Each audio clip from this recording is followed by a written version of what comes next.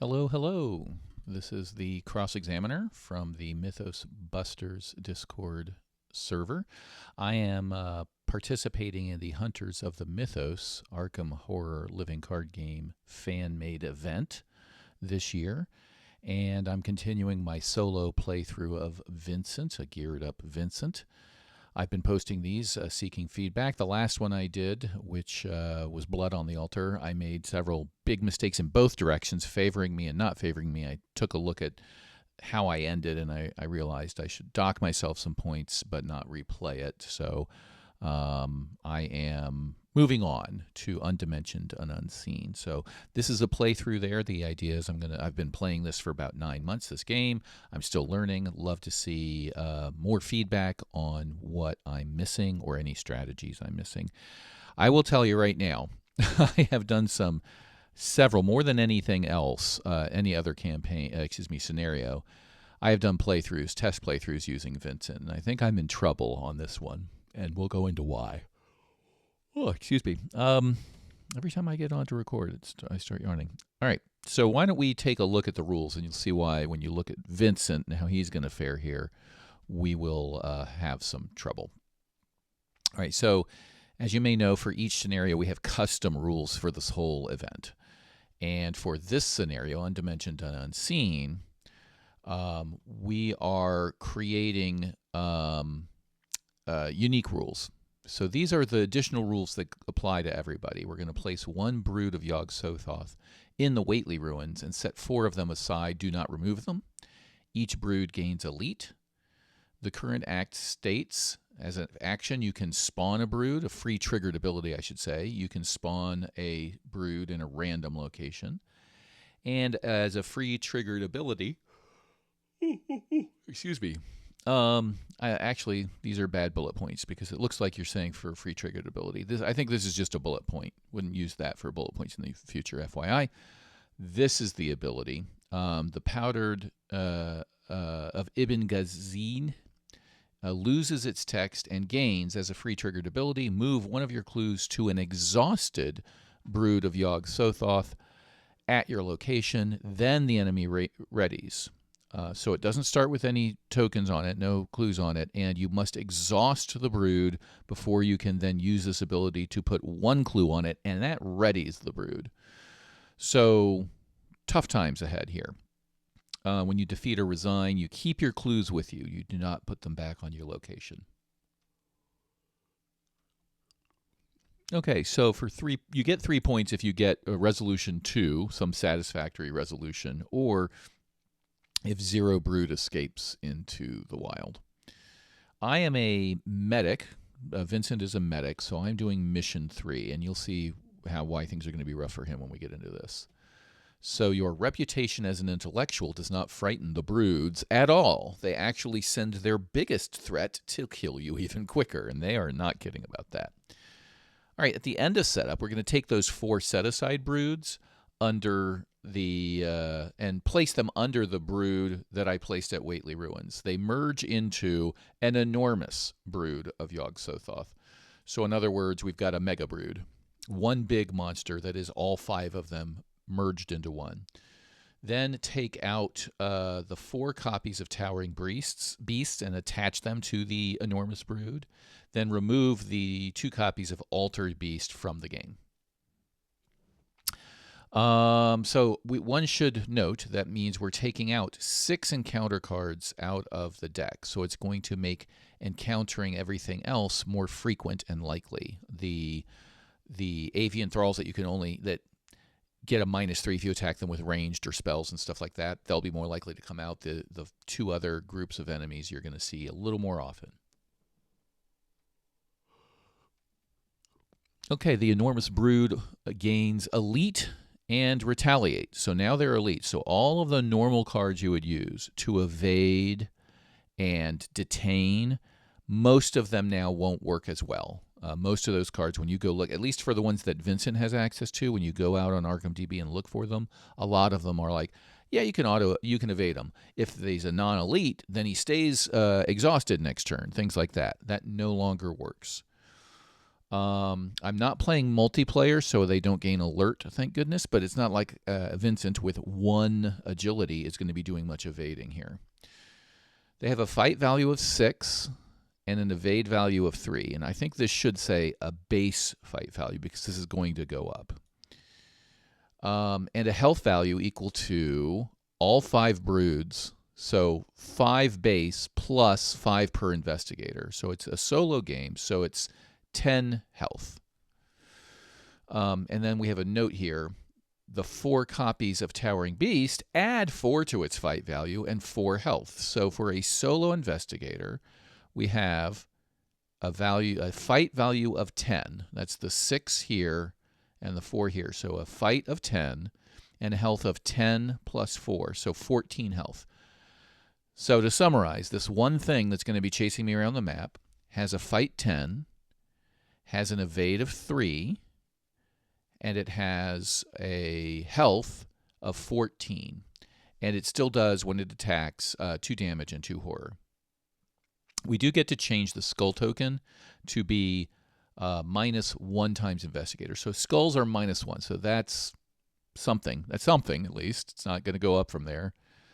When the game ends, if the enormous brood is in the victory display, we get to split it into the piles of broods that merge together. So we get 5 broods worth of victory points. If it's not in the victory display, i.e. it's still in play, for each group of, and I think this DE is a typo here, for each group of 2 plus 1 per investigator damages. So for me, for each group of 3 damage on it, place 1 of the broods under it into the victory display. So basically, you do 3 damage, you chip off a brood, but that's only at the end. It doesn't get weaker as you damage it during the scenario. It's at the end. Either way, you get 2 points for this event per brood in the victory display. So if I get them all, I get 5, I get 10 points. If I only get 1, I get 2 points. If I get 0, I get 0 points for this round. I will tell you, I have played 7, 8, 9 practice runs using various deck constructions based on the points I earned. I earned 4 points, I think, last scenario, and I've been tinkering and tinkering and tinkering. Vincent, if you take a look at him, has some problems here. First of all, as I mentioned, is he's got 1 agility. So out of the box, he's not evading a 3 agility monster. He's not evading anything. What I ended up adding, I added 2 copies of Cherished Keepsake, and I forget what else I did. But the gist of it, I think Brand of Cthulhu. So those are the 4 cards I added. I got 4 XP. These are the 4 I added. And the problem is I need these to deal with the flying thrall things that come out that are 5 fight. Because normally I am fighting using 3 fight, maybe 4 if I get Jessica out, plus 2 from a weapon, either a Gravedigger shovel doing 1 damage at a time, or if I can get my Bonesaw out, I can damage myself or Jessica or something to do 2 damage at a time. So if I have, the best case scenario is I've got Jessica, that's 4, and I use this, 5, 6. I'm at +1 fighting those flying things normally, and that's a lot of swings to only hit a couple of times on +1. If we look at what the bag looks like, a +1 is only 2/3 of the time are you going to succeed here. So a third of the time you're going to miss, and a portion of that you're going to miss because you drew this and then you miss again. And this is the cultist is reveal another token. If you fail, take a horror. So if you do this and then miss, it's a horror. So that's a lot of fighting. Brand of Cthulhu, let me just pull out the card I'm talking about here because this is worthy of discussion as to why this is going to be so hard and why there's a chance that I will resign from this very early on in the thing. So this is the thrall that I was talking about. 5 fight, 4 health, 3 evade. I'm not evading it. I got to deal with it. And if I use ranged firearm or spell, it gets -3 fight. So that's how I plan on dealing with it, is using the Brand of Cthulhu. So now all of a sudden this becomes pretty important to get out in my opening hand. And it's not an item. And this guy is a geared up player, which means he's trying to focus on items, right? At the beginning he can play up to 5 items at one resource discount per item in exchange for losing his first 3 actions. So the idea is get a bunch of things out early and try to win the game on the first turn. But now I have to use at least one of those slots to hold on to this in case the very first encounter I draw right after that is one of those flying thrall things. I can kill it using this.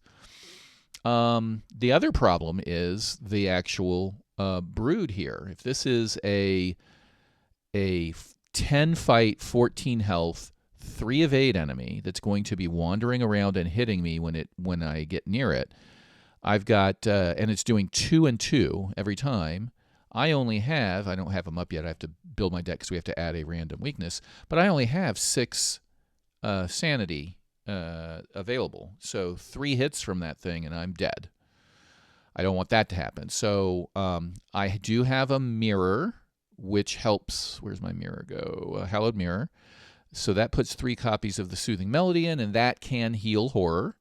And I also have, finally, I got my surgical kit. I've been unable to upgrade my Strange Solution, even though I solved that like in the second scenario. Just EXP is really, really not forthcoming in Dunwich Legacy, at least for this event when I've been sort of paying XP to swap out cards here and there that are tuned, right? I added Sparrow Mask on purpose at the beginning because I knew we'd need that all the way through, but I'm only adding Brand of Cthulhu now because now is when I've got this special need for a certain type of weapon. So that's what we're dealing with here is Surgical Kit can, anytime I heal an investigator, I can spend a charge on the Surgical Kit and heal 1 horror and draw a card. So that'll help me heal horror. Hallowed Mirror will help me hard horror, but that's only 2 cards and it's not a ton. So I decided to spend some XP to put in Cherished Keepsake as another horror soak, but again, that shares a slot with Hallowed Mirror. So whichever one comes out first. If Hallowed Mirror comes out first, I'm probably going to discard it in favor of Cherished Keepsake because Hallowed Mirror, you do get 1 card that you can spend. You have to spend an action to play a Hallowed Mirror, then you have to spend an action. If we go to this card page, you get 3 of these in your deck. So when you play this card, you get 3 of these. Wait, sorry. There we go. We get 3 of these cards, 1 of them in your hand and 3 and 2 in the deck. So it does let you immediately heal horror if you want to and draw a card. But that's 2 actions. Like it was an action to play the mirror, then it's an action to play this card. So that's 2 actions to heal 2 horror and draw 1 card. Whereas Cherished Keepsake, escape this, is 0 cost asset, so I don't have to pay for it. It's 1 to play the mirror. It's 0 for this, and it does take an action. But then there's no action when I want to soak the horror. It's just, and I can play it ahead of time. I can take one of those turns when I have to hide from something and stay in a corner. I've got 1 action left. I can drop this out, and all of a sudden I've got something that will soak a hit from the monster. So this is the best I've come up with yet of what, based on what my deck looked like when I got here, of adding these cards to deal with the specific threats in this scenario. Which means, yet again, I'm not upgrading Surgical Solution, and I'm not adding, like, I put a whole bunch of things in here that I was sort of thinking about doing. I've been playing around with what could I add, what do I not. I did take out that pocket telescope I've been using. I had to take out, no, that was me considering adding a second well-maintained. Oh, emergency cache. I took out emergency cache to fit some of these. So there's a lot you could consider. Like Forewarned for the threat cards for the previous scenario. I was considering using this because of Beyond the Veil early, as well as Devil's Luck for Beyond the Veil. I may end up putting those in when we go to the I think the last scenario in this campaign has Beyond the Veil again. I'll have to check. I thought about Peter Sylvestra, but that would require adding a charisma if I want to keep Jessica, and Jessica's pretty key because she auto heals herself. She gets to put she triggers his ability here of when one of my cards heals an investigator or ally, I get to put my special On the Mend card back into my hand, the card that buffs you. So I have to keep Jessica. So this has been really challenging. In my playthroughs, the most, and I'm talking 7, 8, 9, maybe 10 playthroughs, the most damage I ever got on this guy before I added Cherished Keepsake. So I haven't played through it using a version of that, but the most damage I ever got onto this guy was 3. Most of the time it was 0 or 1. So I'm very tempted to make a very funny video and just say, here I am, I'm ready to go. The first thing I do is resign. Just have that be the playthrough video, because I doubt I'm going to get any points from this. There's no victory points to be had other than doing 3 damage to this guy to get 2. I think the broods, what do they have? Yeah, they're 1 each. So I would be doing 3 damage to this guy to chip one of these guys. By the way, I'm attaching them all down here. These are all attached here. But for each 3 damage I'm going to do, I'm going to put one of these in the victory display to get 1 victory point. So I'm either getting 0 victory points and 0 event points, or I'm getting 1 victory point and 2 event points. So I'm going to be very conservative. I've decided, screw it. I'm just throwing the Cherished Keepsakes into my deck, and we are going to play through, and I get what I get. I didn't even play test using Cherished Keepsakes. The problem is even if after about 7 rounds, when I've got my character to a spot where I can tank some hits and all that, you're still chasing this guy, right? Let's say, let's grab me, right? If this is me, and I'm up here, and it's the start of my turn, I have to go down here. I then have to use an ability to attack, use an action to attack using the special, I don't have it out yet, but use a special ability.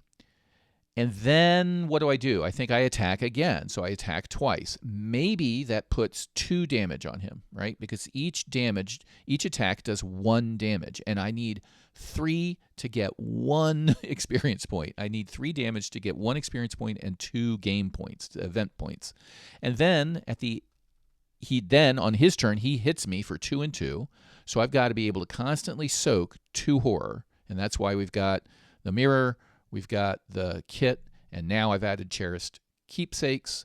So I've got to be able to soak that. And if I run out of those assets, if I run out of my Cherished Keepsakes, I run out of mirror cards, and I run out of charges on the surgical kit, that's it. I'm done. There's no other way for me to heal horror. And I can't squeeze any more into the deck. There's nothing else out there that will do it. So I'm stuck with, I hit him twice, I do 2 damage, he then hits me, and then there's a 5 out of 6 chance that he just wanders off, right? He doesn't stay there. At least if he stayed there, there's a 1 out of 6 chance he will, but if he stayed there, then I'd have 3 more turns on my next turn to hit again, and that now I'm up to 5 damage. I'm not even up to 2 points. I'm on 5, and then he hits me again for 2 and 2, right? And if that happens and he doesn't wander off, now I'm stuck because I need to evade him. So when I run away, he doesn't get me, and he's a 3 evade.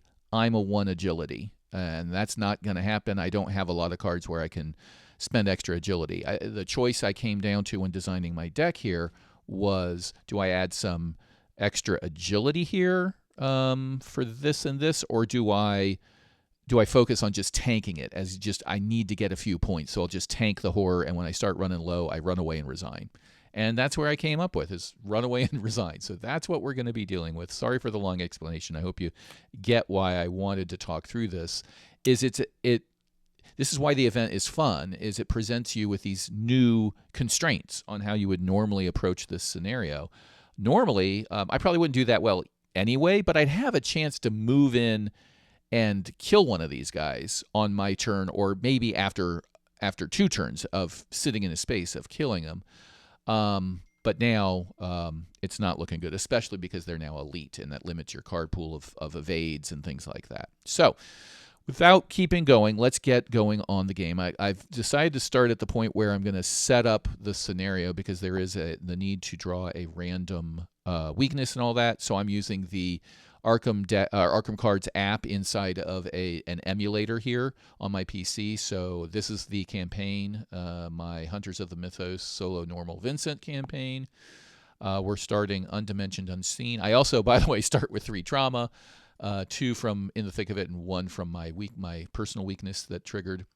And we'll shortcut this, and we'll We don't do the setup yet, I guess. Technically, we're going to do deck draw first. So let's pull in my deck. I didn't do that yet, so we'll do that. And let me just search and make sure this is the one with the cherished keepsakes. There they are. Yep. Okay, so this is the latest version. We'll shuffle this. The cards I have are 2 Studiouses, so I can draw up to 7 cards at the beginning of the turn. In the thick of it, geared up. This is the opening turn. I get to play up to 5 items, reducing the cost of each by 1, and I lose 3 actions. And at the bottom of this is usually my special on the men card. Anytime I heal myself or an ally, I can put this in my hand and limit 1 per hand, and when I use it, it goes back out of play over there.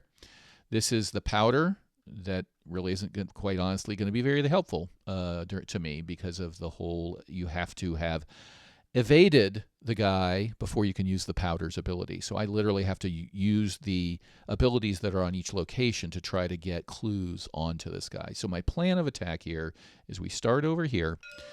I'm going to try to get 2 clues as fast as possible while also building up my character. This character geared up depends on a lot of assets out in play. Make my way over here, grab the, whatever it's called, the solution thing that will let me start damaging him, and then just look for opportunities to punch and jab while I deal with the encounter cards that are going to come, and eventually make my way back over here and resign if I can't do well. Okay, so that was weird. Tabletop Simulator crashed. I had to reload it and stuff, so I'm reloading my deck here. I want to make sure I got the right version of the deck. Yep, Cherished Keepsake is in there. That's the right version. All right, where were we? We've got to, let's see.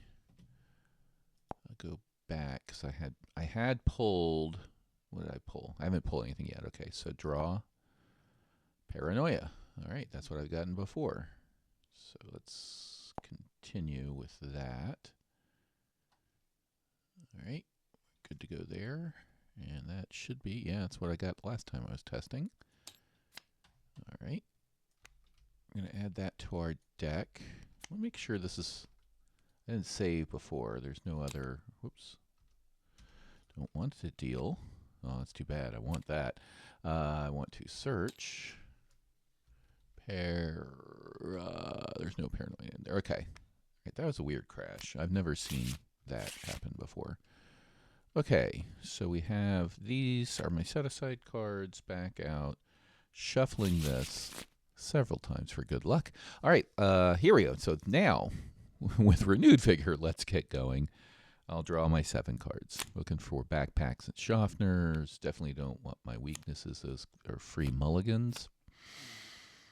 All right, no Schaffners, no backpack. I did get Brand for the Thralls. That's a definite keeper. I think everything else, I'm tempted to keep Fingerprint Kit, but in this scenario, I think that's not as important as survival.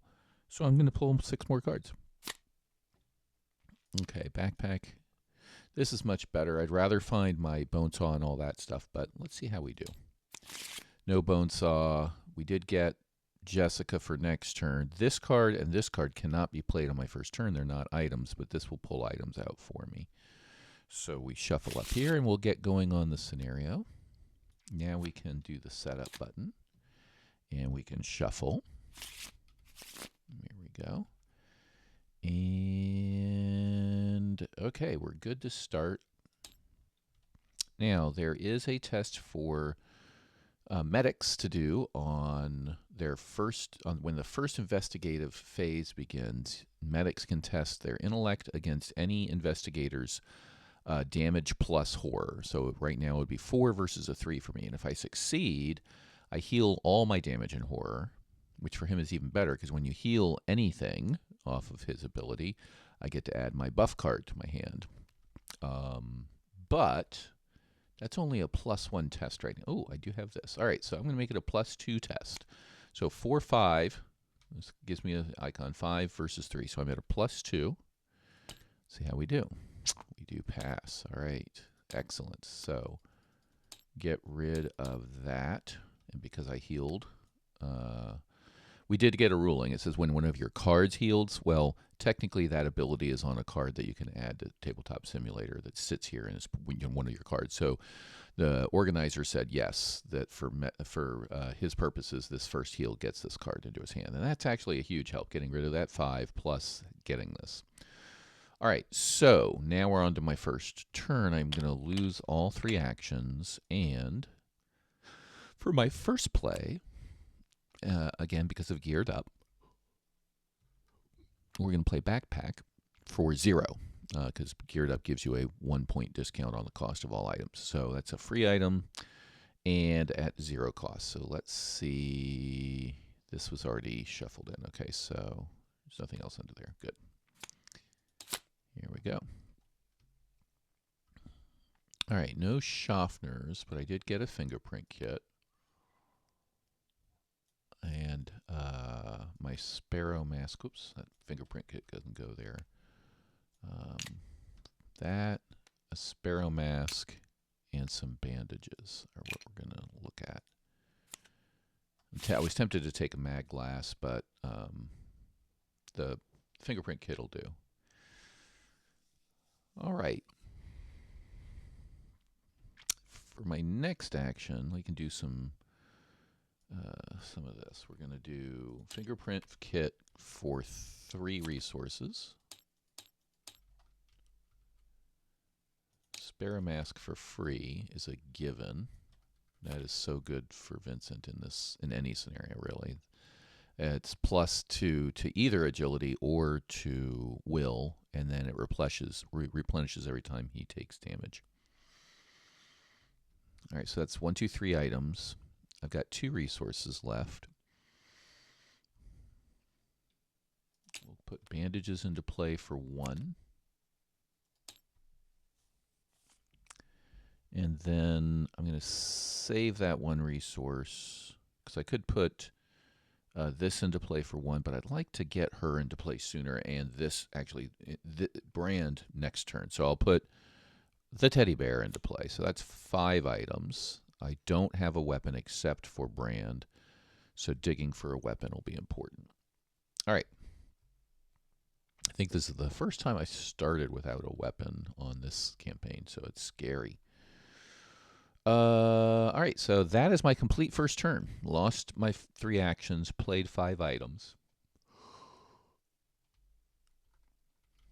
Thinking. I think that's it. So we go on to the enemy phase. There's no enemies. This enemy moves at the end of the enemy phase, the Brood. So no other enemies, so we'll move the Brood. It gets closer to me. And we go through upkeep. Useless at this point. And we do Mythos. Did I shuffle? I think I did, but always a good idea. All right. So, I should have flipped this when I started. I always forget to flip because you don't do anything. All right. This is attached to my location, so I need to get out of here. Luckily, I did get my fingerprint kit. And I did start at the location. This is the version that has 3 clues. So, for my first action, I will spend an action and exhaust fingerprint kit to get +1. So I'm at a 5 versus a shroud of 2. Oh, that's interesting. Huh, look at that. When I zoom in on any card now, it's at a... I think it's because I was zoomed in when I hit, when I hit the rotate. I didn't know it permanently rotated your zoom, right? I unrotated and it's fixed now.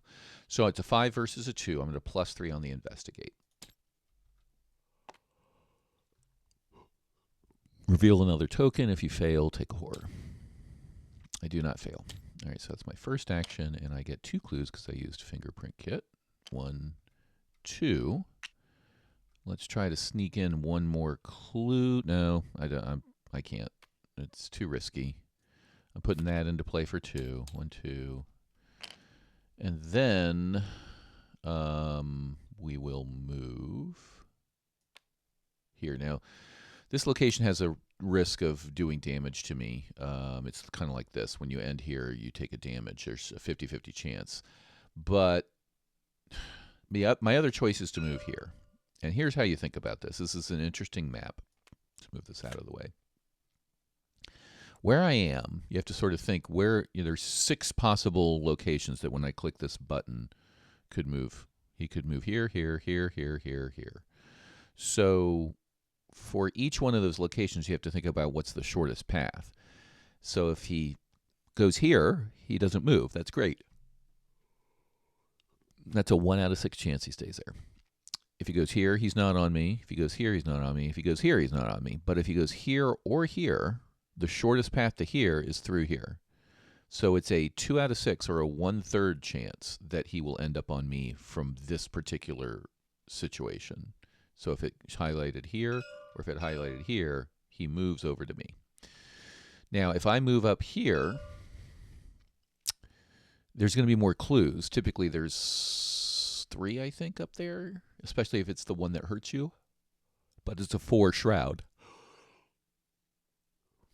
So if I move up there, I'm going to 50% chance I take 1 damage, but then there's a guarantee that he can't get to me this coming turn.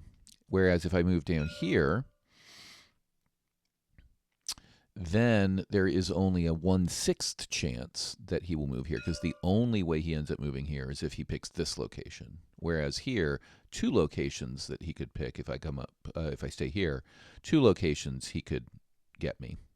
So it's really a choice between moving here and being guaranteed to be safe from him, or here and having a 1/6 chance of getting hit when I run away from him, because he'll move after the attack phase and he'll be here. Now, I do get down here, I think both locations have a -1 to his invade value, and I do have my Sparrow Mask. So I think to avoid the hurt, the potential hurt, I will move down here because there's a 1/6 chance, and if he does come down, I do have a couple of shots at evading him with my Sparrow Mask. Because I really don't want to take any damage at all right now. I don't have a soak for it. I do have bandages, but I prefer to save bandages whenever possible. So for my 3rd action, I will come down here. 2 clues. I do get -1 evade here for him, and 3 shroud. Not bad. I never clicked this. All right. Flippy. All right. Enemy phase. No other enemies other than him, so at the end of the phase, he moves back over here. That worked out well. Upkeep. Let's get a weapon here. Yeah, there we go. Weapon. Not the one I wanted, but anything will do. We're at 2 out of 5, and I hate this card, but there's not much to do about it. So maybe I'll stay here, get clues, and play things here. Yep. So first thing I will, I'm tapping this version here. I need to tap this version and search for some clues. So for 1 action, I get to a 5. 1, 2, 3, 4, 5 from this. So I'm at a +2. And that's an 80, right? Yeah. I can cover these 2 icons with this, which I think I will do at this point. Don't like missing on a fingerprint kit token. Oh, God. That's the game. So that fails. For my 2nd action,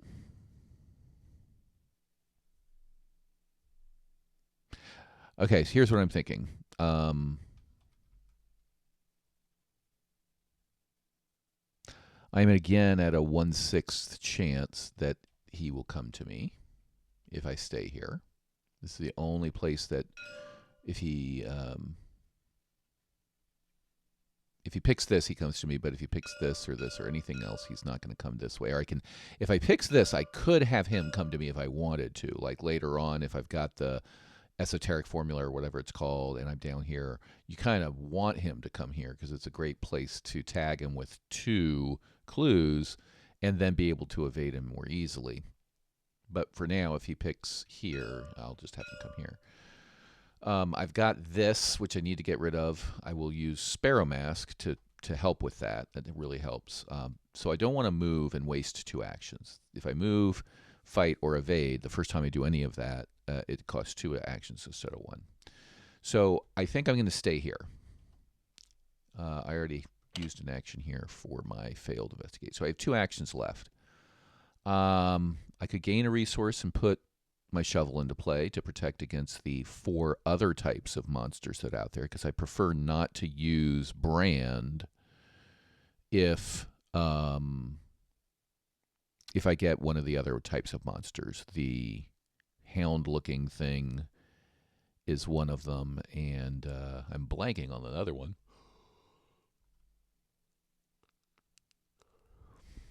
What's the other type of monster? There's 6 total. There's 2 thralls. There's 2 of the other thingies. And I don't remember what the third is. It's late, and it's been a while since I did a test playthrough. So that's one option. Gravedigger Shuggle right now. The other option is to get Jessica into play sooner, because she does give me a +1 fight, but that really doesn't help against the monsters, because they're at like a 4 fight. So, well, I mean, this helps, but again, it only does 1 damage rather than this doing 2, or my Bonesaw doing 2. So if I get her into play, the nice part is that she'll immediately get this back into my hand next turn, because she heals herself. She comes into play with 2 damage, and then she heals herself, which will pull this back in. And this card's really, really, really good at helping me do things. And that's really the choice. I could just sit here and gain 2 resources to get up to 3. And then during upkeep, it'll make it 4. And then I could put her into play as my first action next turn. And hope I just, if I do get a monster, I can just rely on brand if I have to. And I think I'm very tempted to do that, because she's more soak for damage, and she starts doing this for me. So I think I'm going to do that. So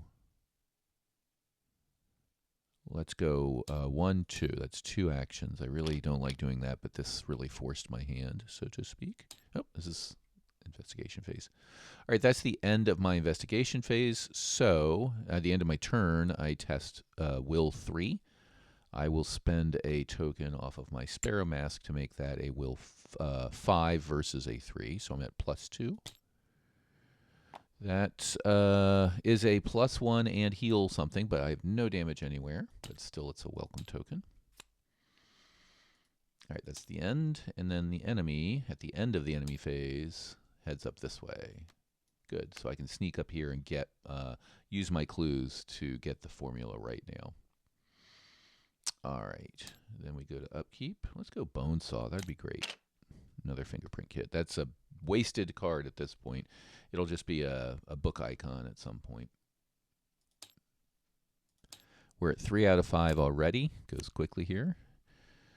All right. Don't want to take horror. So to get past this, I will spend my second token here to make my will a 5 versus a 3.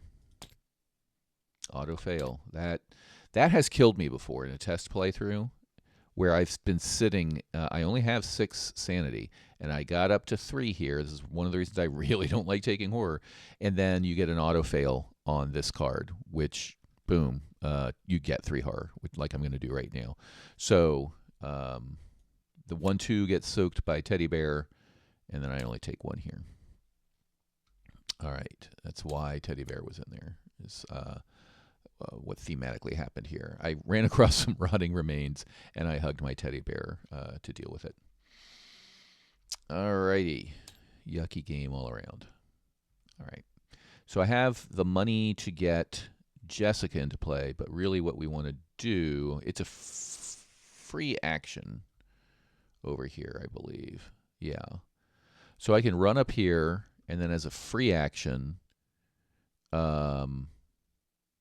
grab the formula, advance the act, and then run back here and put Jessica into play, which is what I think I'm going to do. Because here, if I'm here and the monster's here, now there are a whole bunch of locations he could randomly select that would cause him to move here.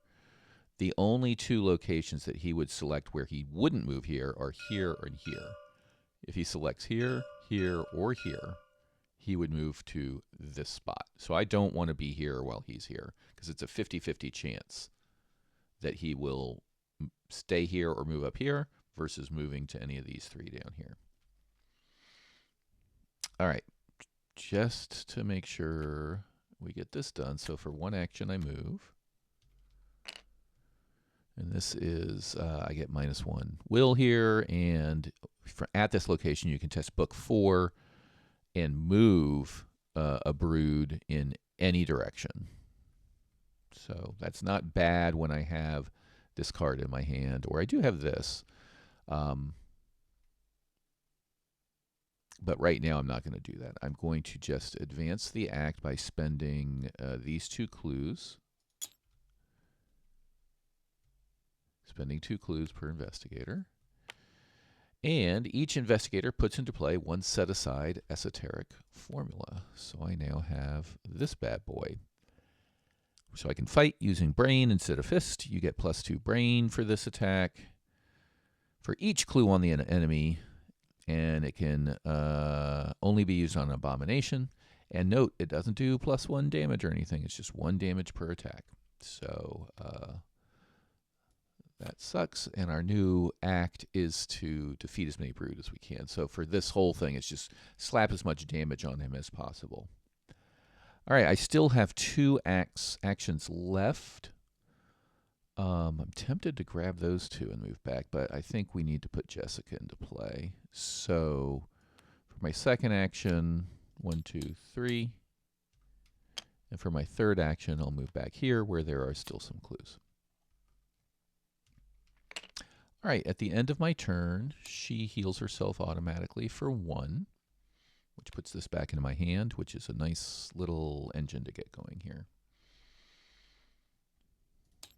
Enemy is going to move. What do you know? Would have tromped right on me. And then we go to upkeep. Bone saw. Well, that's not bad. Not bad at all. We're at 4 out of 5, and we can't put anything into play. Glad I got Jessica into play. All right. So for my first action, I will spend my last token here and grab these 2 clues.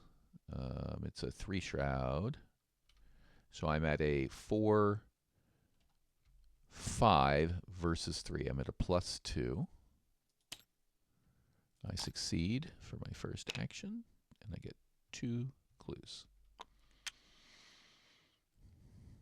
All right. So we'd actually prefer for him to come down here now, so I can slap these 2 clues on him. As you can see here, for the free triggered ability, you lure the creature into the dense tree cover, and it becomes tangled. Investigators that are here can place up to 2 of their clues on this enemy. I could then evade him and use this, as we read it was modified in the rules. His evade is a 3. Here his evade would be a 2. I only have a evade of 1, but I do have this, and I don't have a token here. But with this card and this card, I can get +4. So here it starts looking like the only place I can do this is if I've got a Sparrow Mask token and a on the mend card, which will get me up to a 5 evade, and here that would mean he was evade 2. That would be a +3. So that's not bad. Unfortunately, I don't have the token. So here I would be at a 1, 2, 3 versus a 2. I'd only be at a +1, and that's a 66% chance. That's not quite good enough. So I still want him to come down here.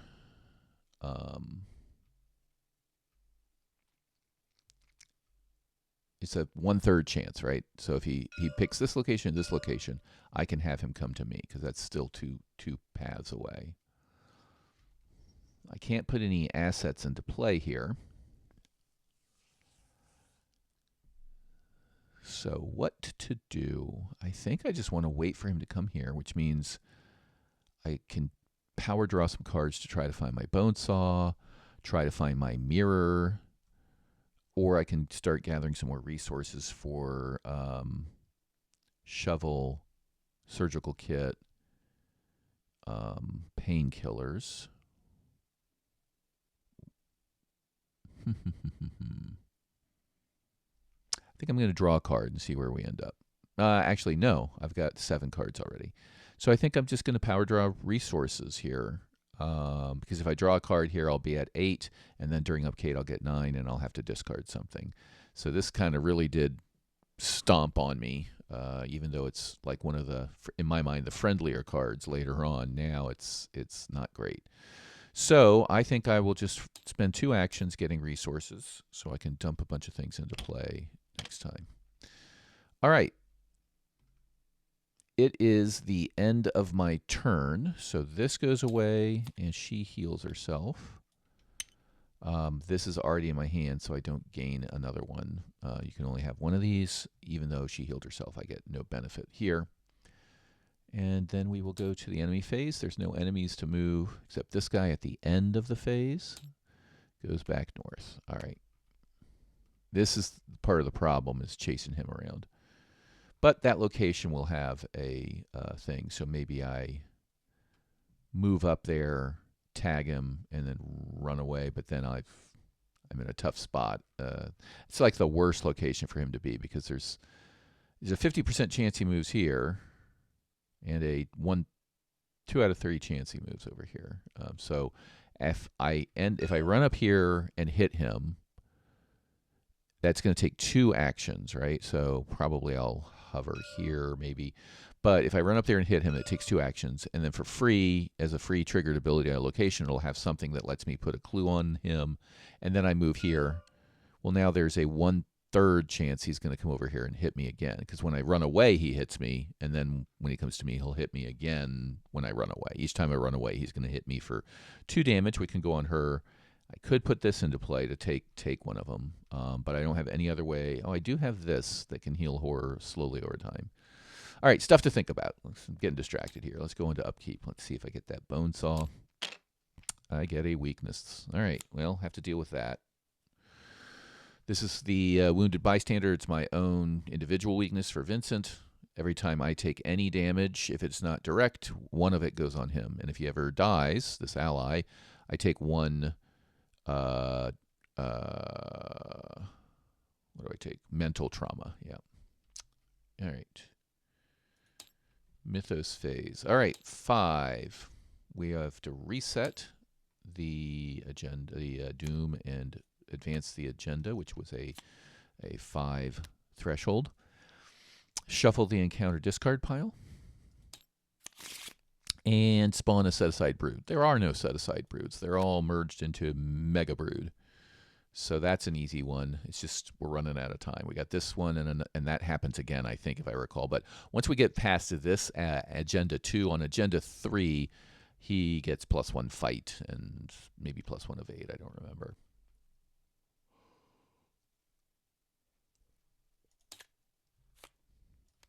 Oh, that reminds me. This guy goes away when the agenda advances, so that's discarded now. And this guy's here.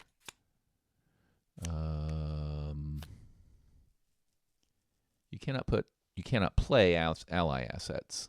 Treat the printed text box of each ally asset you control as if it were blank. This is an ally asset. I think I control him. He's not in my threat area. It does say to go into, I've always put him up here, but he is in my play area. It says put him into play in your play area. So I think right now his text, this is actually helping me. I've never had him out while this card was out here. So it is an ally asset. You can see the trait ally, and on the upper left, it's an asset. It is in my play area. It's a card I control. So right now, his text area is blank. Put Unhallowed Country into play in your threat area. You cannot play ally assets. Treat the printed text box of each ally asset you control as if it were blank. Okay, so while this is out, this guy doesn't have to take damage. Cool. A little upside. All right, now what? Now what, indeed? I still want to plan on healing this guy. So getting this out is nice. Surgical Kit takes 2, doesn't take up a slot, and you can see the double action at the bottom. For 1 action, you spend 2 actions, heal 3 damage from an investigator or ally. So I could just heal him and get rid of him right away. But it's kind of a tiny bit lower priority now that I have this out for now. But it is forced at the end of my turn. I have to test, and it might go away anyway. I took a horror. I didn't reset. Every time you take horror or damage. So when I took that encounter card 2 turns ago, I should have regained one of these tokens. When you take a horror or a damage, you replenish a token. So I do have one of these. All right. So I could just not commit a Sparrow token or cards to this test and try to fail it. The only problem with that is if I fail it after revealing a cultist, I take a horror. But that's 1 out of whatever, right? 1 out of all these tokens. We'll think about it. In fact, now's the time to think about it. Okay, I'm not going to run up there, but I might run up here. I think I'm going to go up here and see what's up, and then think about healing him or getting some other assets into play. So let's go up here for 1 action. All right, this is the one where I can tag him with a clue and it doesn't go away. The other version of this location is you can tag him with a clue, but it goes away at the end of the round, which is useless in this scenario for me. So that's 1 action for a move.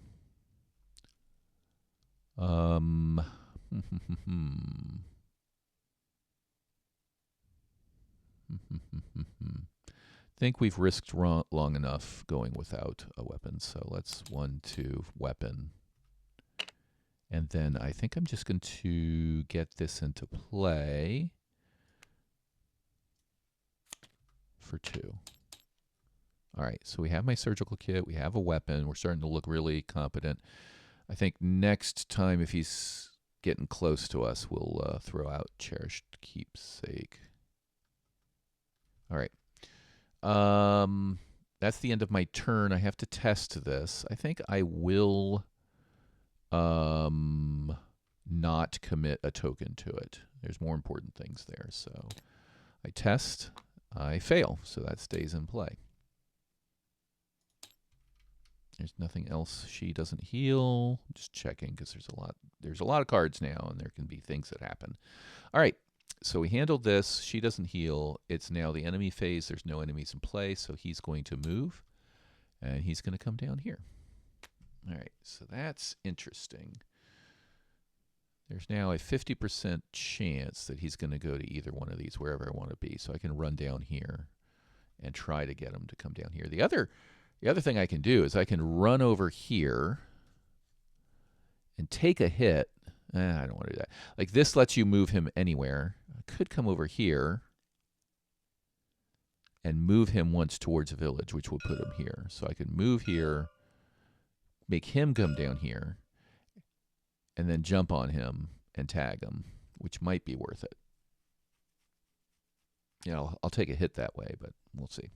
All right, that's the enemy phase. Upkeep. Okay, this is a nice combo. This and this with these and her starts really nice stuff going on here.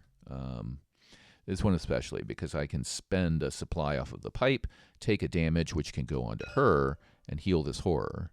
So if I spend this and it's back out of play, then she heals that horror at the end of her turn, and I get this back. So now I've got some real flexibility here. All right, we're at 1 out of 6 on the agenda. Need to start. Oh boy, that again. Well, all right, that's where we are. Okay.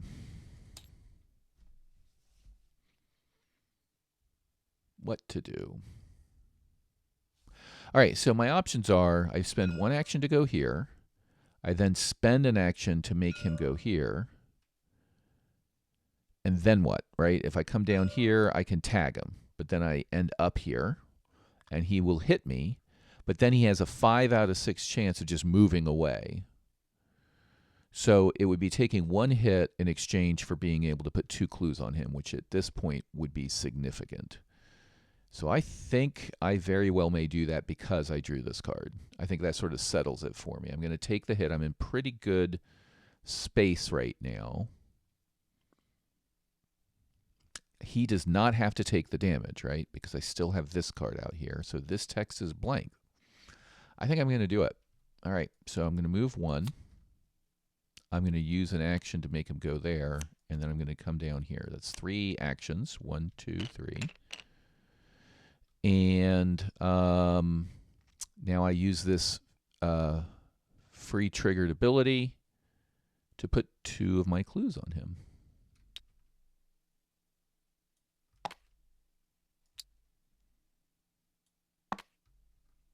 All right, that's the end of my turn. No other fast hanky-panky stuff I can do here. So I will then lose this. I have to test this. That's a -1. It's -1 for each brood, but it's the rules said basically only consider this one brood. So it's always going to be a -1. So I keep this. So this text box is still blank.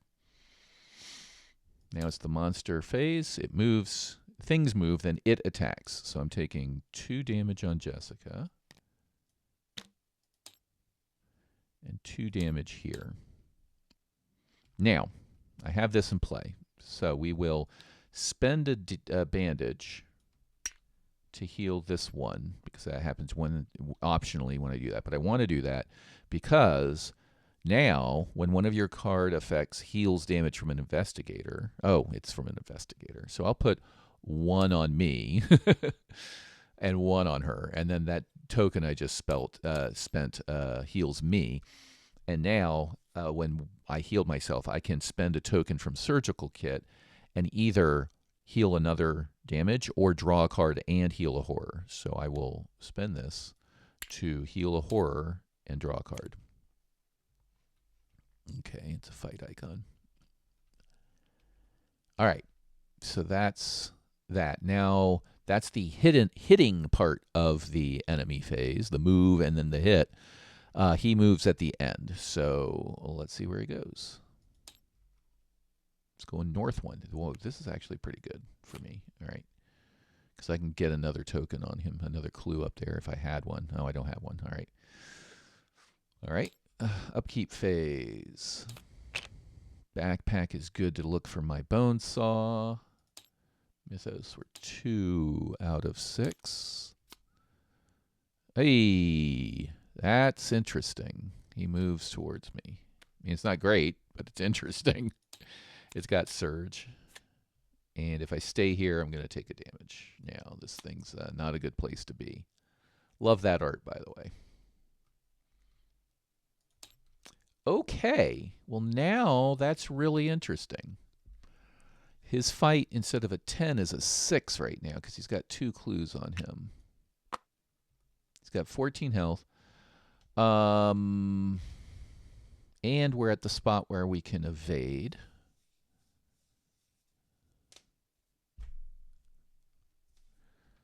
Problem is, I need at least 1 more clue on him for this to do any good. A 6 is just too much for me. I mean, I've got this to give me +2 and this to give me +2. I will get this back. Oh, I did get hit. Got to remember that. Every time I get hit by horror or damage, I get a token back here. All right. So I will get both of these back at the end of the turn. So I can actually spend both of these right now to make my will a 7, which is only a +1. But then I've got an extra Sparrow Mask to make it +2.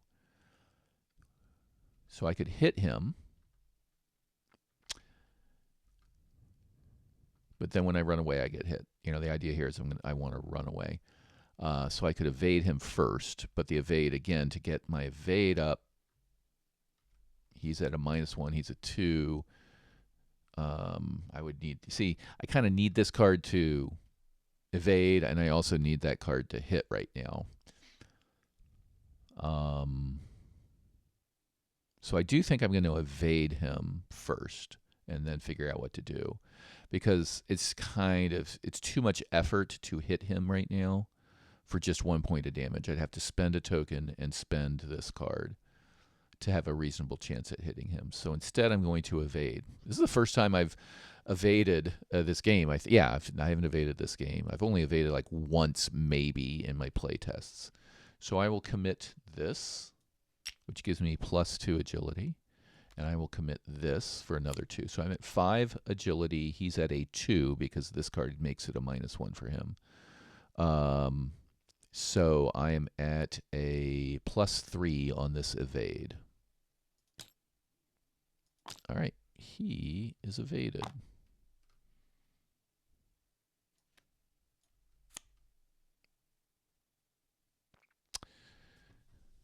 All right, now I don't have to run away because he won't hit me, and then he will probably move away. Like there's a 5 out of 6 chance he moves away when I hit this. But if I stay here, I do take a horror, which I don't like, because I can get up to 3 horror, get another one of those creepy corpse things, and auto-fail it, and that kills me. So I will probably put this out to protect against that. The question is, can I hit him now? Is there a way I could...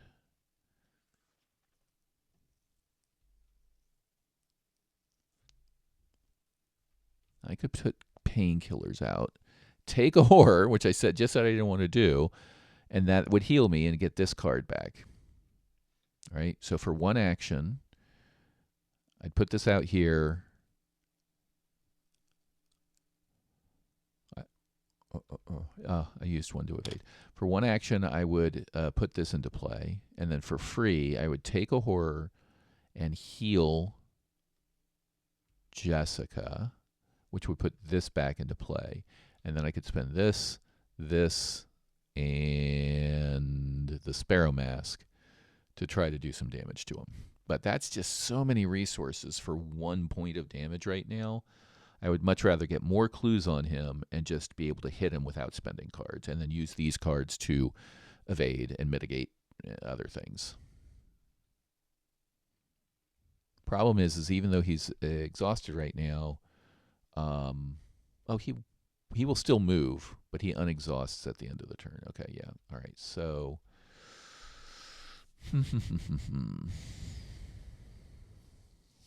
All right, I think I am going to move away. I don't think I'm going to fight him right now. The question is where. Here is a good spot, because if he comes up here, I can tag him again.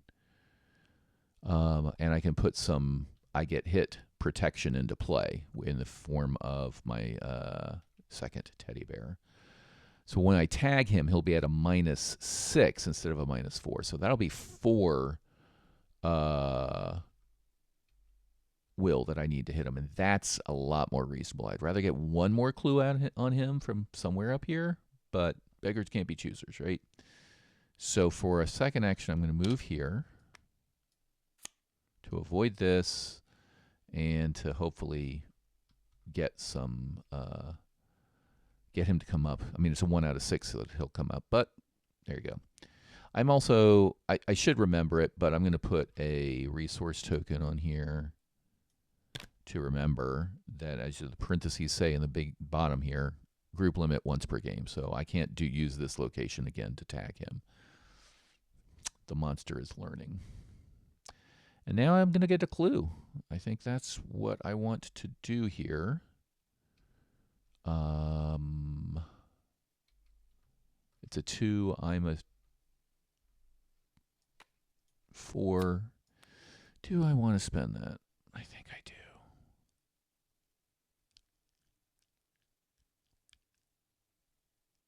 Yeah, I think I do. It's a 4 resources. It's a lot of money. I'd rather use that on backpacking these things. So I usually don't ever play a second fingerprint kit, but because I've done so well getting clues on him, I'm very tempted to be greedy and grab some more and get up here, like tag him here and try to tag him up here. If I can get 4 clues on him, 5 would be ideal, but all right. So I am going to spend this as an icon. So I'm at 5 versus a 2. So I'm at a +3. Okay, succeed. So I do have a clue in case he comes up here. Whoops. All right. Let's see what happens. Enemy phase. He's exhausted, so he does not attack anything, doesn't do anything. Then at the end of the enemy phase, he moves. He goes over here. That presents us with an interesting opportunity. All right, rather than get into that now, let's go through upkeep. Oh, at the end of my turn, she heals herself. Upkeep. Okay, that'll help with investigate test up here. And Mythos. 3 out of 6. I have 0 damage on me. This card does Will 2 test, +1 for each damage I have. So I'm spending this token to make my Will a 5 versus a 2. I'm at +3. I pass. This guy should have untapped during the upkeep phase. All right. So one of the options would be to move here, then use this ability, test 4. If I'm successful, I move him here, and then I jump back onto him here and use this ability to put a clue on him. So that's one path, and that gets me to 3 clues on him, which now damage seems a little more reasonable. But that will cost me because I will end up here, and he will hit me for 2 damage and 2 horror. And I don't have time to put my cherished keepsake into play before doing that. So that'll be pretty severe. I will be able to, at that point, use a bandage to heal one of the horror, or one of the damage, and then use one of these to heal one of the horror, but that will still leave me at 3 horror. And that risks, that's close enough that I could die if the right combination of cards come out. But it will put a, I have to spend this this will help on that test. Okay. So that gets me to, if I do that, there's a decent chance. Like if I fail this, it's going to hurt. I'm going to run away for nothing and get hit for nothing. For no benefit, I meant. But let's assume I pass this. I'm at a 4 here. I could spend this and this to be at a +4. So I would only auto-fail would get me here. So I move for 1, do this test. And if it doesn't auto-fail, he moves here. Then I move back here, and I put this clue on him. Okay. Then he hits me for 2 and 2. I put 1 here, and 2 here. Then because I got hit, I use bandages to heal 1 on me, which lets me use this to heal that damage, or to heal an extra horror and draw a card. And that would put this back into my hand. Sorry, this back into my hand. All to get another clue on him, which would make him a -6 when fighting.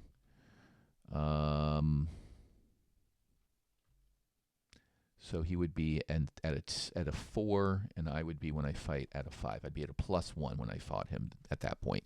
That starts becoming real point value here. The downside is I end up in his location, and I'm with here. There's a 1/6 chance that he'll just stay there. Which point I hit him a couple of times, right? But then I'm in real trouble if he stays where I am.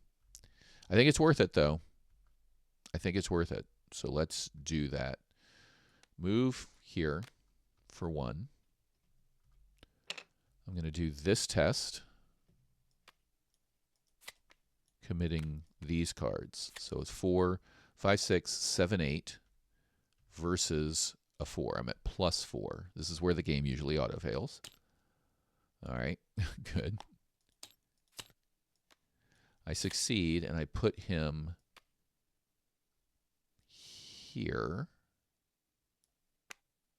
Now, I didn't thought about this, so I could move him up here. I don't remember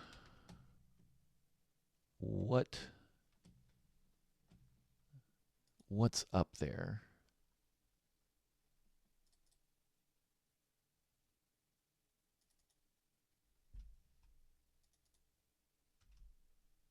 I thought I saved. Let me look. I thought I saved a picture of the possible locations here.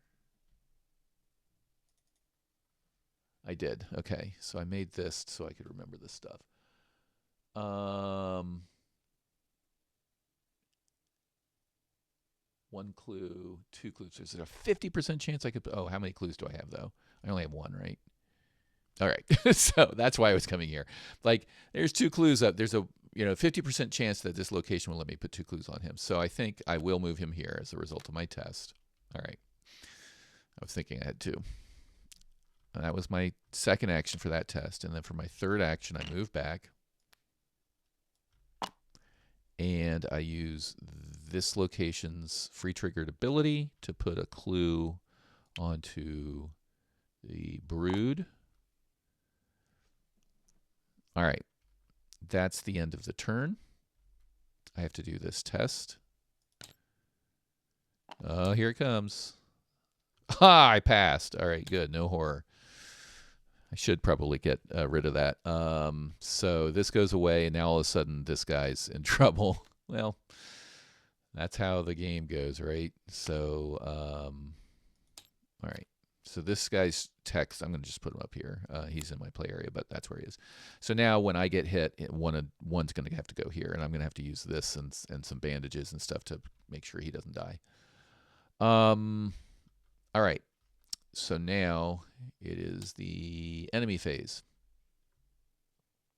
He hits me for 2 and 2. So 1 must go on him, 1 will go on me, and 2 will go here. I will bandage me, which puts this back here. And because one of my cards healed damage from an investigator, I can spend this to heal a horror and draw a card. Ooh, that's good. Put that on my bandages. All right, that's the enemy phase. This guy, if I take damage, I'm going to be taking a mental trauma here if this is a problem. Upkeep. Oh, end of enemy phase, he moves. Okay, that's the best direction he could have moved, because now I can go up and check out this location. Or jump on him, evade him, and start damaging him. Upkeep. I am going to have to get rid of a card here, it looks like. Schaffner's, which is basically an emergency cache at this point. I still have 3 points of resources plus maybe the bone saw later to put into play. I have to get rid of a card here because I'm at 9. I'm trying to figure out which one to get rid of, and it's probably Schaffner's. This willpower icon's too valuable on this card. Oh, which reminds me, I got hit by the brood, so I get to do that. So I think, yeah, we're going to do that. 4 out of 6. We're running out of time here. All right. Nobody's at the brood, so this gains surge. Oh, boy. All right. Well, the good news is there's only a 1 out of 6 chance he jumps on me. Bad news is it's going to take all my actions to move up here while I need to be healing this guy. So I'm going to be staying here, I think, and risking it. So for 2 actions, I'm going to use the bottom thing down here. I'm going to heal 3 damage from an investigator or ally asset. 1, 2, 3 for 2 actions. And then I will use this ability that when one of your cards heals something, you can heal an extra. So I will do that to heal this extra, which means he gets discarded. If it has no damage, discard it. And then put that into play. All right, here we are. I'm going to spend this to make my will a 5 versus a 3 to get rid of this card. Pass. I'm telling you, Sparrow Mask on Vincent. You heard it here first, folks. Enemy phase. He does nothing. Now, there's a 1 out of 6 chance I'm in real trouble if he comes up north. Let's find out what happens. Okay, good. You can see how this is so difficult. Like, we're almost at the 3rd card. He's going to get a +1 fight, and I have done 0 damage to him. Like, this is... I'm very tempted at this point to run over here and just resign with this much horror, but we'll see what happens here. I could die on this turn. If I get the whatever that corpse thing is and auto-fail it, I will die here. So here's my upkeep. Internal injuries. Glad I got rid of the other guy because now these are piling up, these weaknesses. Mythos, 5 out of 6. And take 2 horror or spawn. I can't spawn, so I think I'm forced to take 2 horror, which I'll put on that person. So now I've used up all my horror soak, and I'm at real risk here.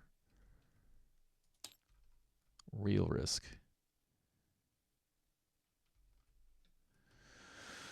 All right.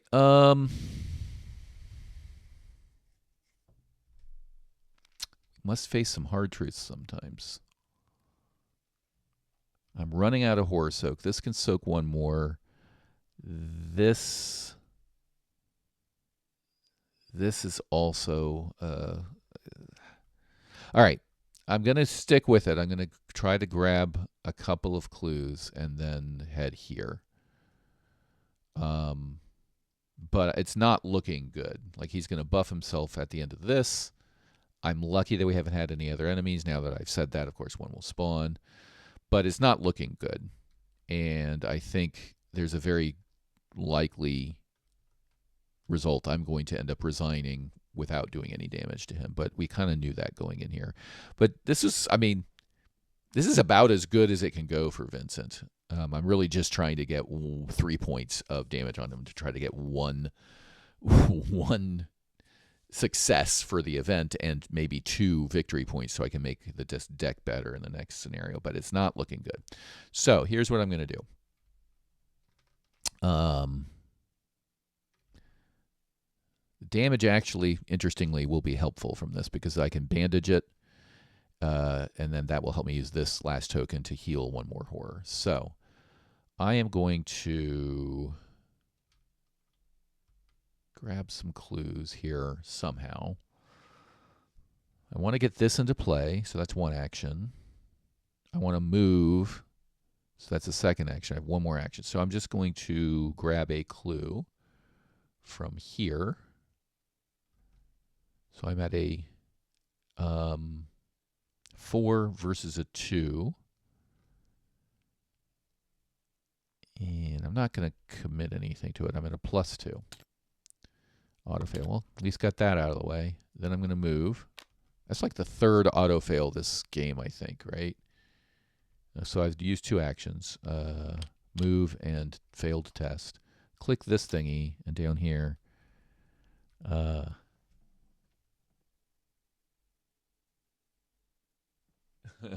the luckiest unlucky, or the unluckiest lucky player. Let's see that again here. Where is that?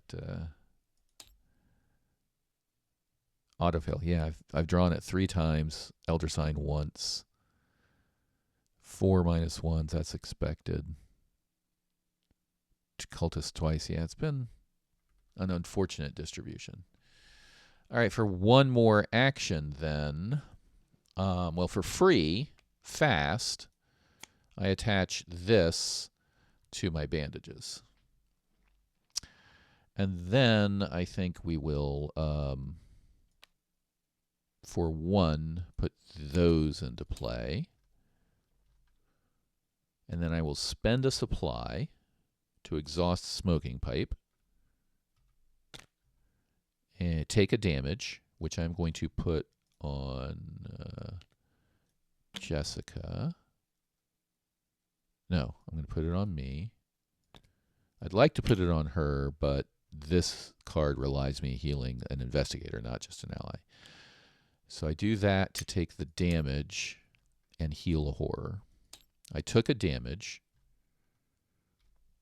so I get one of those back.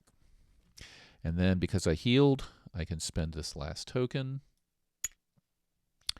and heal a horror and draw a card. Okay.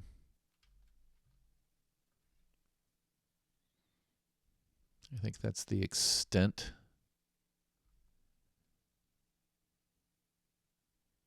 to which I will do things. All right. So at the end of the round, this makes me take a direct damage, which gets me another one of these tokens over here. And that's that, I think, right? Not missing anything. This is out of play. I was tempted to put this on the surgical kit, but then I don't have another way to heal myself to trigger the surgical kit other than the double action thing. All right. I mean, oh, this would heal me. Yeah. Take a horror, heal a damage. Yeah, I'm not going to use that right now. That was my last action.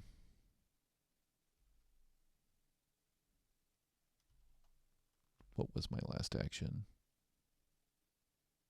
Oh, putting this into play. Yep. So failed search, move, put this into play. That was 3 actions. All right. Enemy phase. He doesn't hit me.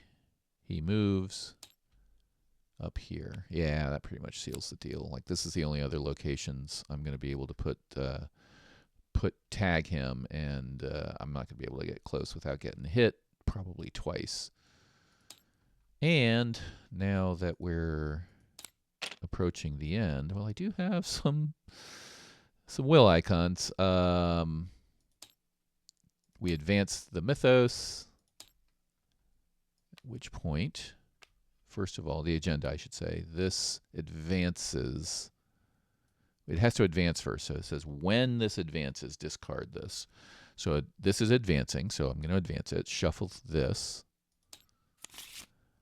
Spawn. I don't have anything. Each investigator at, nope. Newly, nope. All right, so there's no spawning. And now that has advanced, this comes up here. And then this says each brood, each abomination gets +1 fight and +1 evade. So he's now 11 fight -6. So he's at 5 fight. So I need at least 1, probably 2 more clues on him to make it reasonable for me to fight him. All right, so that was just the Doom part. Let's grab this. Hey. Blanks out the Jessica part. I may have misplayed that earlier, but I don't think she's really come into play at this point. All right, we have 7 rounds to try to get 3 damage on this guy, and I don't see it happening, honestly, because I need to get at least 1, if not 2 clues there on him. I have 0 clues, so I could move up here and see what's up, right? Because there's a, it's usually, what is it? I've got the picture, right? Let's take a look. If it's 3 shroud, then I take a damage staying there, but I could grab these clues. If it's 4 shroud, it's the place that lets me put 2 clues on him, but the clues are harder to get. So that's a possibility. Problem is I also need to deal with this. She can take a hit. So what I'm thinking is grab a clue here where it's easy, move up here, see what's up. And if it's a place where I can dump 2 clues, it becomes real opportunity, and then he might come in and hit me. In fact, at that point from up here, it's a 1 out of 3 chance that he comes in, and then I can dump clues on him, and I can hit him, and try to run, and then run away, or hit him and then run away twice so he doesn't come get me. Problem is when you're up here, so let's imagine I'm here, right, and he's on me, and now I need to run away. Where do I go? If I go here, then there is a 1/3 chance that he will come after me, because if he selects either of these locations, he will move here. If I stay here, or if I run here, there's a 50% chance he comes after me, because any of these locations are selected randomly. He comes here. So this is a great place to put 2 clues on him, but then where do you go? You obviously have to go here, and then you still have a 1/3 chance that he's going to come get you. And then it's kind of game over if I don't draw my mirror. I really need my mirror. So I have a backpack. I think I'm going to do that first and see what happens. So backpack, I could have just put this one in there. So for 1 and 1, I play my backpack. There's my mirror. There's my bone saw. And there is my bandages. Got to remember my paranoia is now in here. I could lose all this money. So maybe I stay here and put some stuff into play. I think that's the right play. So put this in, and we'll see where he goes. So for second action, we're going to get the mirror into play, which puts this into my hand, flips these, and shuffles them in. And that was for 2. And then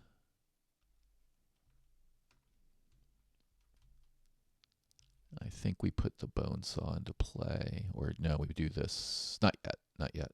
Maybe. I could heal 1 and 1.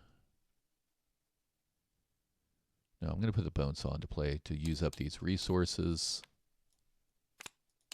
And, you know, I'm due a monster, an enemy. All right, so that may have just sort of mean I have to lose the game or resign, but I think that's the safer bet than going tromping up here and possibly getting my butt kicked. All right, end of round. I want her to be unblocked now, so I am going to spend this to make it 1, 2, 3, 4, 5 against a 3. I pass, so this goes away. She makes me take a direct horror, which I will. At this point, we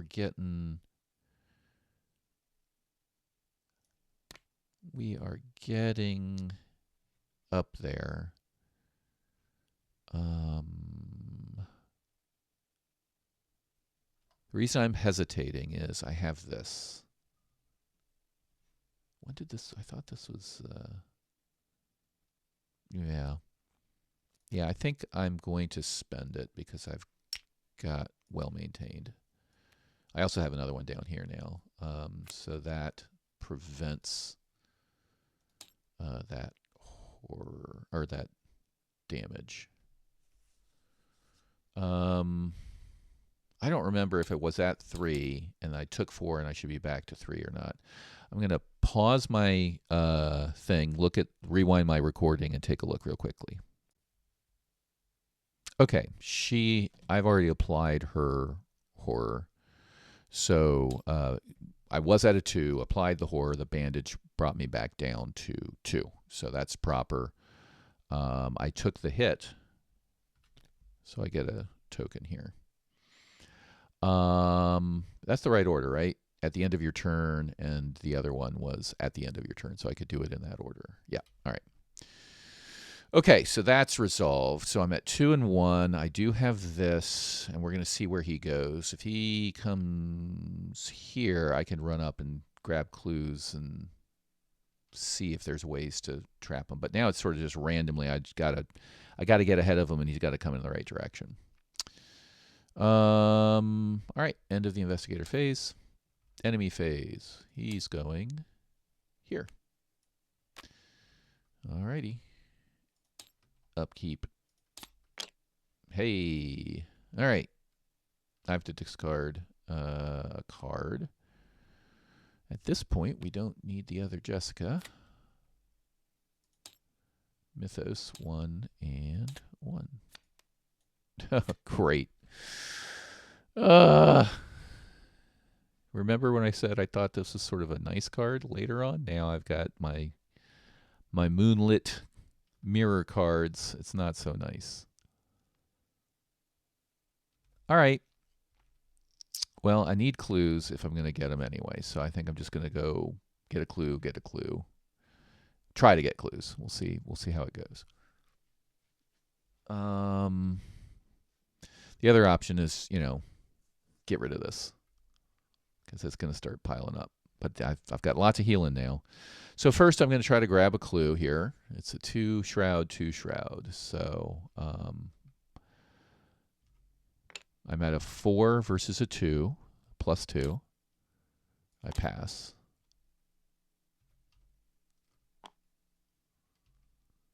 And then I'm going to move. And I can't play any of these cards because of this.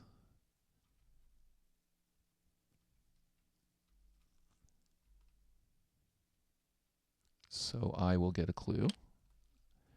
2 versus a 4, I'm at +2. And I pass. Yeah, yep. All right. End of the turn, this goes away. I take a direct damage here.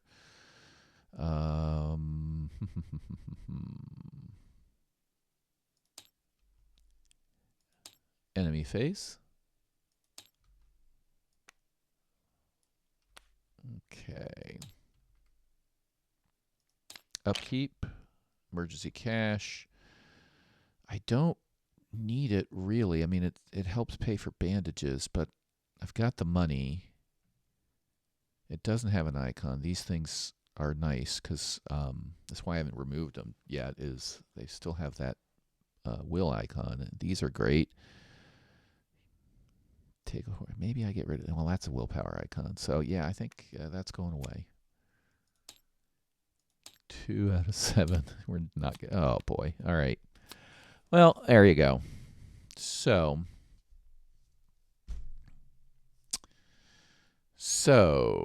do I stay here?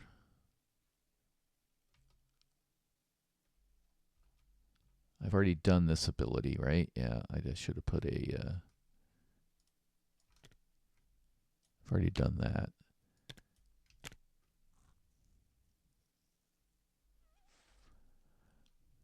Well, I'm not going to fight him at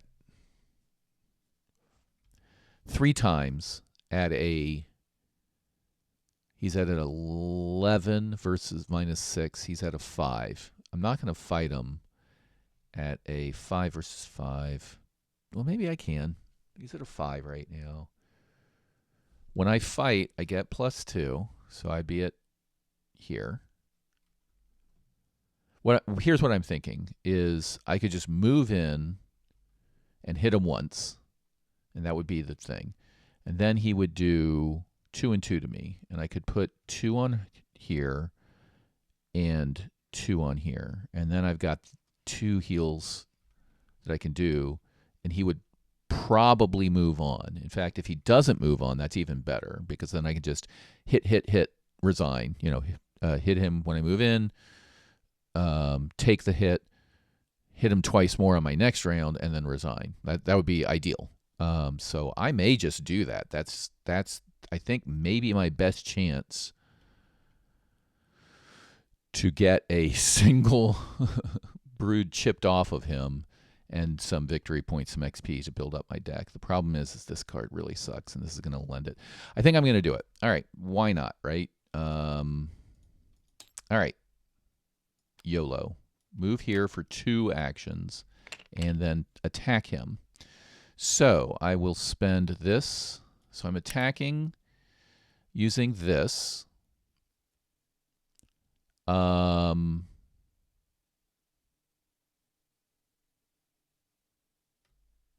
just realized something. I had him exhausted down here, and I was at his location. Let me check the rules again.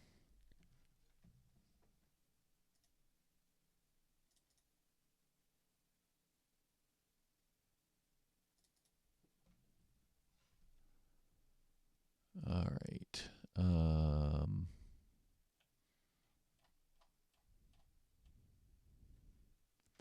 Move one of your clues to exhaust. Okay, I had to have had a clue on him. Okay. Oh, no, one of my clues. Okay. So I can't retcon that, but I got to remember that. I don't think I had any clues at that point. Either way, I've gotten that clue onto him. These clues I've gotten subsequent. All right. Sorry, I was just worried I missed an opportunity to put a clue on him. All right. So this gives me +2 when we fight. It's +2 will. So 1, 2, 3, 4, 5, 6, 7. His fight right now is 11 minus 6. He's a 5. So I'm at a +2 right now. I'm going to spend that. Well, that's just one icon, right? I think I'm going to spend 2 icons. I'm going to spend both of these to make it a +4. All right, so I do 1 point of damage. All right, that's that. That's the end of my turn. All right. Now, I'm going to spend 1 at the end of my turn to get this. So it's a 5 versus a 3. I'd really like to pass this. So I'm going to commit this. So I'm at a +4. All right, that's discarded, and this comes over here because I'm going to get this back when I spend a mirror. All right, this does a damage to me. Enemy phase. He hits me for 2 and 2.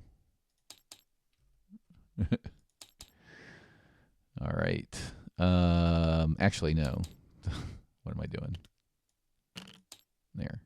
That's better. All right.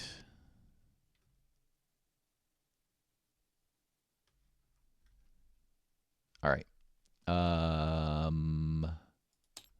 Upkeep phase.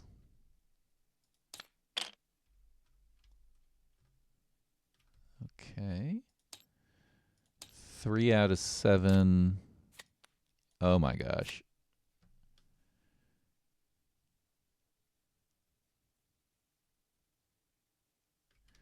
All right. I forgot I took a hit here, right? I took the hit from him, so I get one of these back. All right. So I take a agility 3 test for each point I fail by. I take a damage. So it can't kill me, but this is not fun. So agility 3. That's going to eat up resources here. So 1, 2, 3, 4.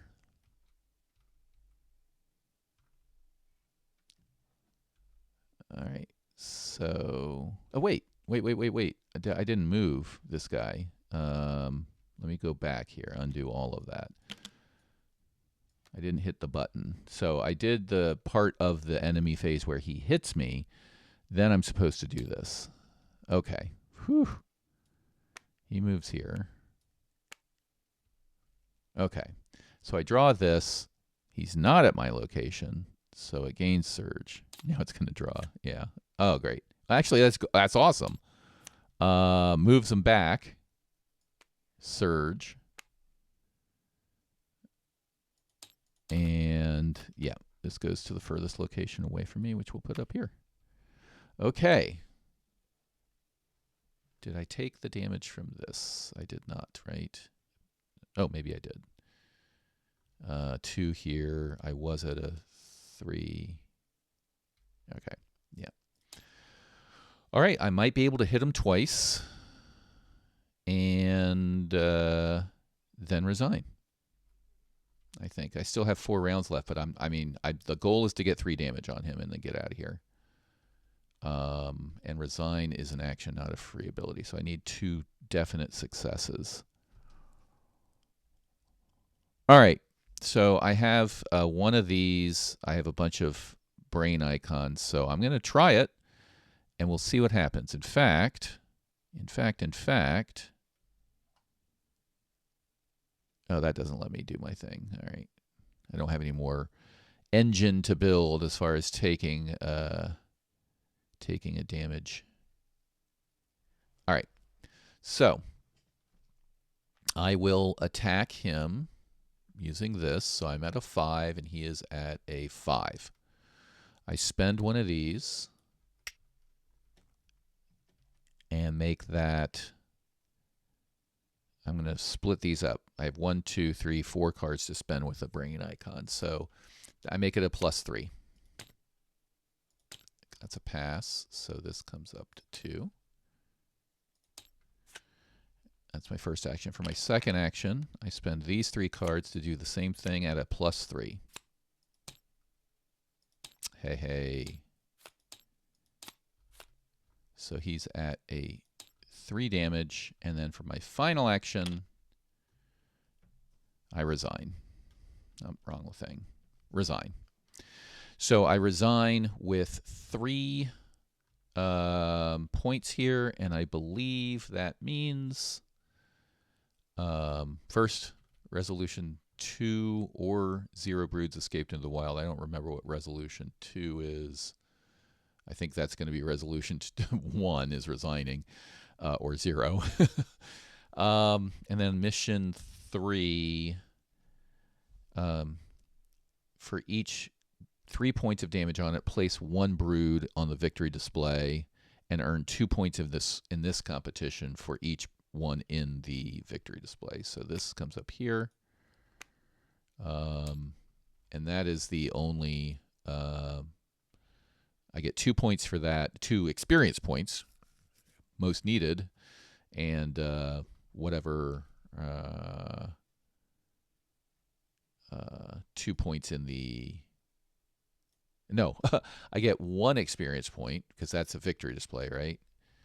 And then 2 event points. So I only get 1 experience for all of this. And that's the game. So I've gone on long enough here. You can see I knew coming in here this was going to be real tough. We have that was the end of my action. At the end of this, we would have gone through. Let's just do a little what they call in poker rabbit hunting. Enemy phase. He would have hit me. Well, I would have done this, which would have done this. This would have hit me for 1. Then he hits me again. So I'm 1 away here. And then we do this and we do this. Oh, he would have moved away here. We get this, which gains surge. And we get... Take 2 horror. That would have killed me. All right. There you go. All right. There. I don't know. I don't know how to do better at this with this 1 player Vincent against these particular scenarios that these rules that were made up, which are just insane for a medic. But there you go. I did as best as I hoped I would coming in. So thanks for watching. Let me know what I missed. I'm sure I missed lots of stuff, but I'm having a blast.